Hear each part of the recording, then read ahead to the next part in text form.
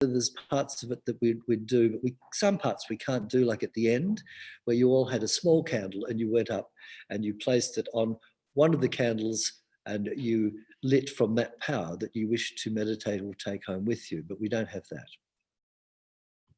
But today, as we seek to represent the mystical experience by which the Christ ideal is born in the manger of our human heart, we have recourse to symbols.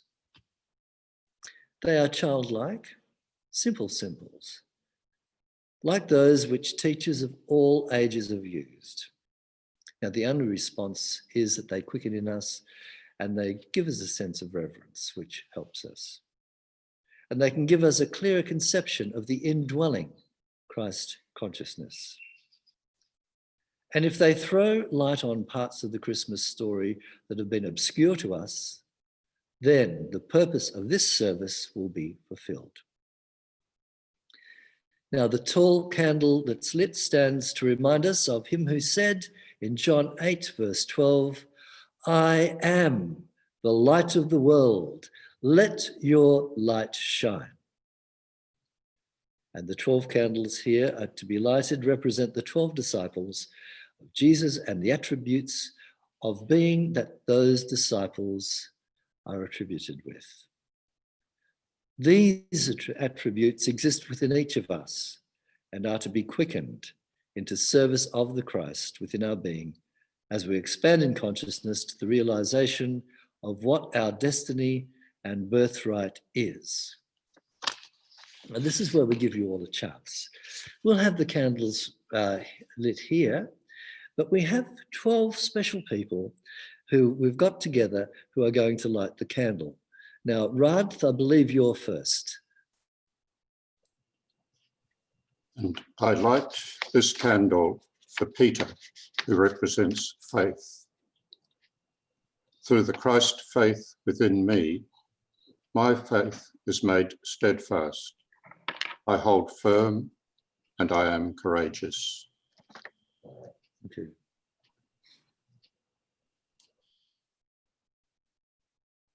And now Jeanette. Unmute, Jeanette. Sorry. Hang on, I've lost my... I light this candle for Andrew, who represents strength. Through the Christ strength within me, I am made strong. I have the fortitude to overcome all things.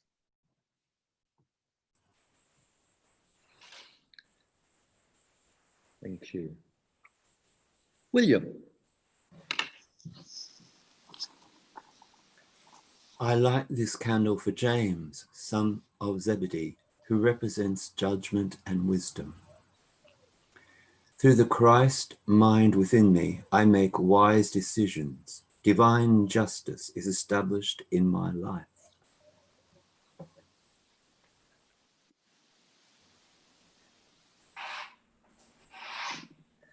Diane Lennon.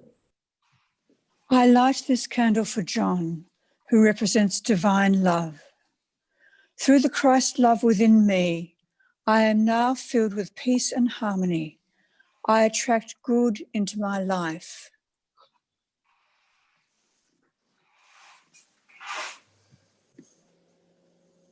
Reverend Sylvia. Light this candle for Philip, who represents spiritual power. Through the Christ power within me, my words go forth to accomplish God's purposes in my life.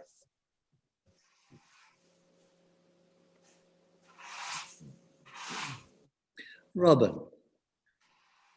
I light this candle for Bartholomew, who represents imagination.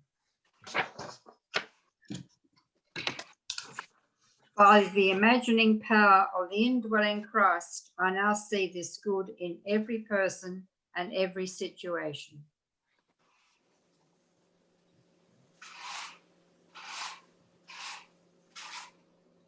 Norma couldn't be here today, unfortunately. So she's all right, but she just couldn't get online. So Jenny Louise is going to read that one for us? Can you? So I light this candle for Thomas, who represents spiritual understanding.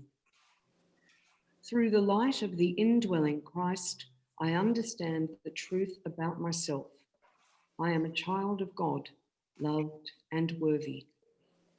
Thank you.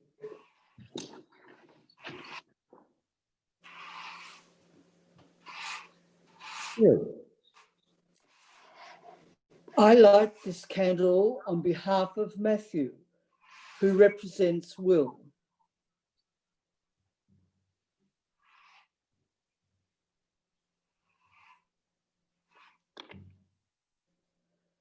The indwelling Christ guides my will.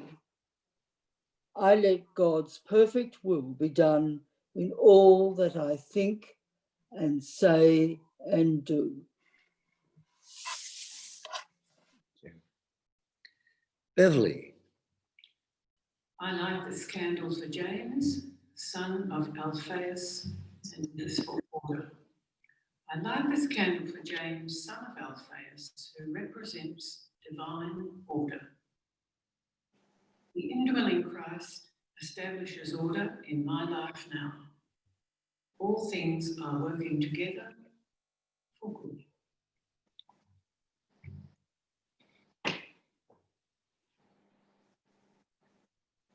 Thank you. Miyu. I light this candle for Simon, who represents zeal. Christ is the motivating power within me. I am now filled with divine zeal. I move towards my highest good. Thank you. Wendy. I light this candle for Thaddeus, who represents elimination. Through the power of the indwelling Christ, I am cleansed and forgiven. I now let go of all un-Christ-like thoughts and feelings. I make room for God's good to fill my life. Thank you. And finally, Lorraine.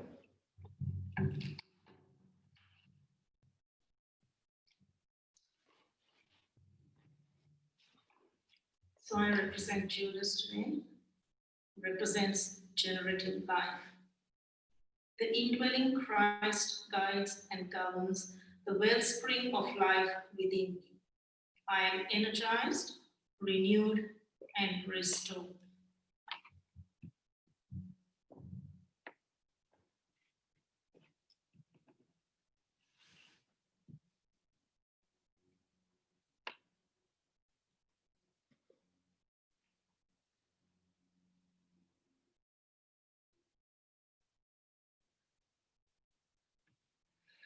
Thank you, Lorraine, and thank you to everybody for being part of this particular ceremony. Let's just take a moment now as we go within and realize that everything is in divine order. We give thanks that we can be together as one here in our Unity Sanctuary. We give thanks for this sanctuary, which is a beacon of light to all those who are ready for these wonderful teachings, the most expansive truth teachings on the planet. We are fortunately aware of this, and we realize the responsibility that comes with us as we put these teachings into action in our daily life. Let's spend a few moments in the silence.